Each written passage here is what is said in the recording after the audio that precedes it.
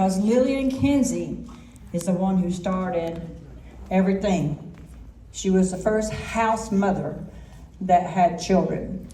And so I know we didn't go much about the history, but if you will take time to read this brochure, Becky has taken time to do this for us. It begins in the middle and it ends on the back, about the history of the Home for Children and the role that Lillian Kinsey played. But I'm going to turn this over to these young ladies right here. And they're going to fill you in on these two beautiful ladies right here. Okay, we're going to pick on Joyce Joe first, okay? We call her Joyce Joe. That was our name for her, because when we were here, we had to call Brother Ron and Sister Joyce, but we nicknamed her Joyce Joe, and it just kind of stuck, didn't it? And I just want to just tell her, and I've told her this many times, that her yes changed so many people's lives. Mary said yes to Jesus being born. Ron and Joyce said yes to coming to a cottage full of unruly, lost, and abandoned little girls who had felt lost. We'd had 5 or 6 different sets of house parents in 1 year. And we were feeling very unsettled. We were acting out. We were doing all kinds of things.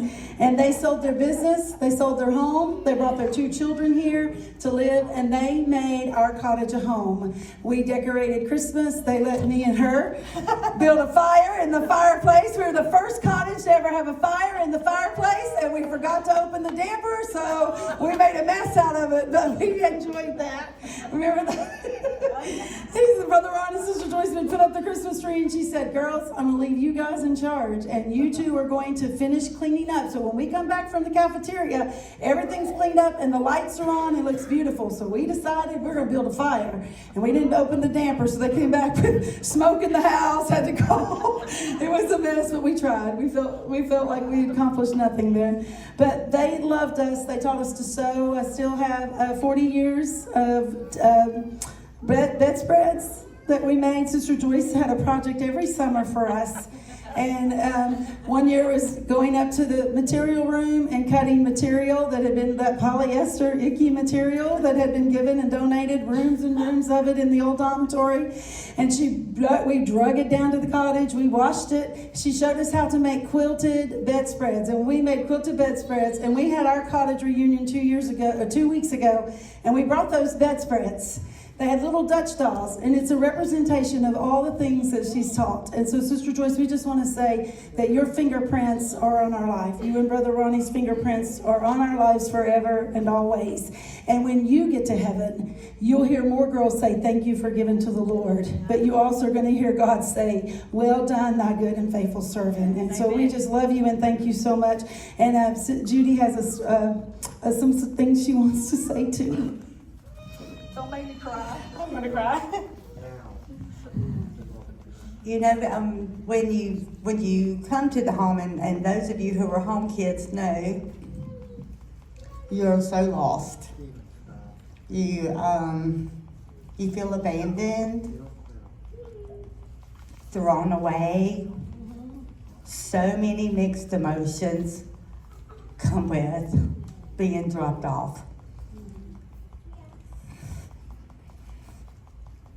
And for somebody to pick up the pieces that you thought could never be put back together. Yes.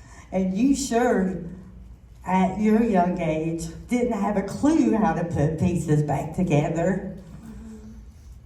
All you felt was unloved and unwanted.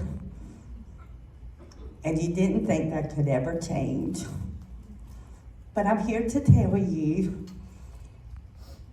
that this precious woman right here gave us the mother we didn't have, the home we never had, the love we never had, and made it beautiful. And all the pieces just fell into place. And I know for me that it had not been for the home and had not been for Brother Ronnie and Sister Joyce, I would not be where I am today. So I am forever grateful for them. And I love them with all of my heart. And I'm so very thankful for them.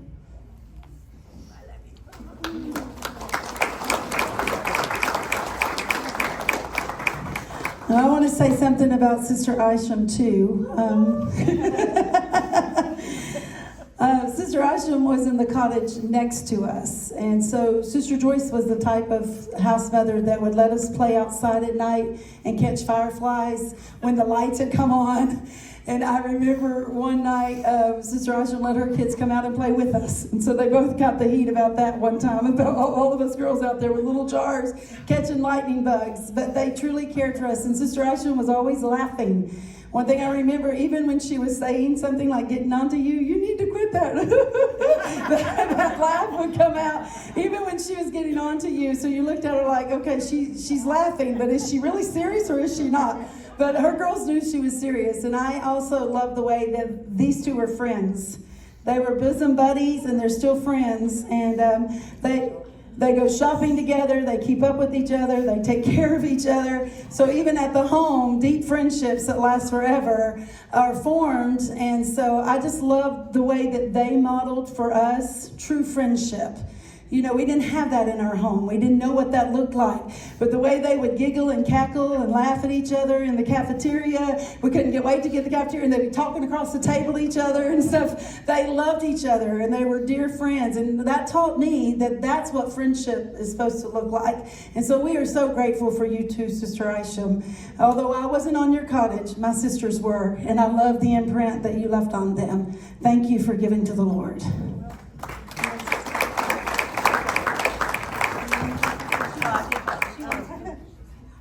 I love you too.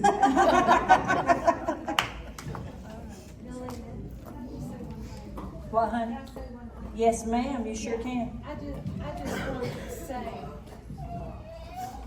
it's not even so much about my mom, but it is. I just want to say, Mom said good. She does not like being the center of attention. I just want to say, I love the friendship that they have had over the years. And I will call my mom and I'll say, what are you doing today? Or I'll say, can you go have lunch or something? And she'll say, no, I got to go pick up Martha. We're going to go get our nails done, and then we're going to go have lunch. Or, no, I've already left the house this morning. We're going to go have breakfast, and I got to pick up Martha, and we're going to go Cracker Barrel, and then we're going to go get our nails done. You know, let me tell you something. I've been through a lot in my life. That's another reunion and whatever. But this lady right here, I've had friends that have left me over rumors that weren't even true. And these two ladies have been blessed all these years to remain friends and weathered many storms together. And you don't see that in life, hardly ever. I love that my mom has had a friend that has loved her no matter what and stuck by her. Sister Isham, I still call you Sister Isham. Thank you for loving my mom and being her friend. I love you because you love my mom. And I love the example of your all's friendship. And I love that you've always been there for my mom. She's been there for me. I know she has. And I love that you all are giddy and that you all can laugh and go to breakfast and get your nails done. And I don't get invited, but I hear about it later. I know I'm too busy. But I love that you all have each other and that y'all have had this relationship through the years. Yes. So the Lillian Kinsey Award is presented to Joyce Wyatt and Martha Isham for your love of Christ, your untiring devotion, and unlimited love and care that you have given and continue to give to hurting children. Presented on August 2nd, 2025. And we love you very much.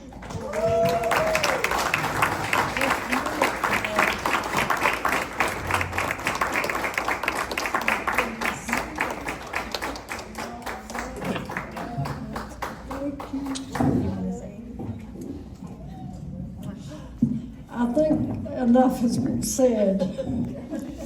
But I remember when I was just 12 years old, God called me to work with children. And he prepared me through the years. I think I was 31 before I finally came here to the Home for Children. But I remember not even asking the director what the salary would be or anything. I didn't know I was going to get paid. I thought I was just in the center of God's will. Some of you will understand that. I just wanted to be in his will. And when we went down to see Cottage 2, the director told us to go down and, look at the girls and see what we thought. Long story short, we cried all night long. And one of the girls said, "Have you come to be our mommy and daddy?" And we told them, we said, "We can't replace your mommy and daddy. But while we're here, we want to love you and just take care of you." And they accepted that. And I'll never forget Anna. She was 11 years old. She said, "I'll be your helper. I know how to run the washer and dryer." And I said, "Oh my goodness, thank you, Lord." Because we had 2 children, and then there was 10 of them. So for the first 2 years, we had 12 children, 12 and under. But you know what? It was not a sacrifice. I have to tell you, it was not a sacrifice. We were in the middle of God's will, and that's all that mattered. And those girls were a blessing to us. I can't say that we were a blessing to them. They were a blessing to us. They fulfilled a calling. They were everything to us, and they still are. And I love them more than I can ever say. And I say, I'm like Joyce. God called me when I was a small girl to be a mother. That's all I ever wanted to be. Was have my own family, and God blessed me with 4 of my own children. But then he began to work on me and my husband, that there was another calling for us. And then I'll never forget in 1978 when we came to the Muncie reunion here on grounds. And we visited the home several times, left crying, because the kids got our heart. They ripped us beyond all means. And we left crying. And Smith and I talked it, and I said, "Honey, I can't neglect it any longer." We still had 1 child at home. We had 3 that were out on their own. And he came to us and went to Silver County High School, and he was just like a kid that was in the home. There was no difference in him and my boys, the boys on Cottage. I remember going down to Cottage 6 that first day, and the door and ring the doorbell, and the door was open, and there stood little Ronnie Scaff, 7 years old, and he looked at me and he said, "Are you going to take care of me?" I said, "I'm going to try. I'm going to try." And we all, from then on, it was no leaving. There was ups and downs. I won't say it wasn't sometimes that it wasn't hard, because it was. Life can be that way.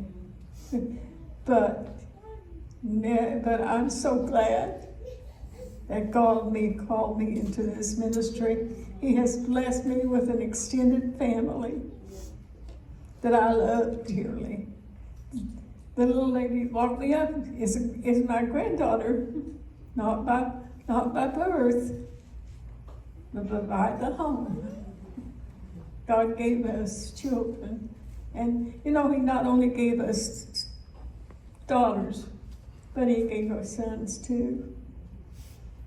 Sons too. And Brother Fudge was telling me that he loved the story of being in Cincinnati, downtown Cincinnati, and walking across the street at Christmas time, and we heard these little voices yell, "Brother, Sister Aisha, Brother, Sister Aisha."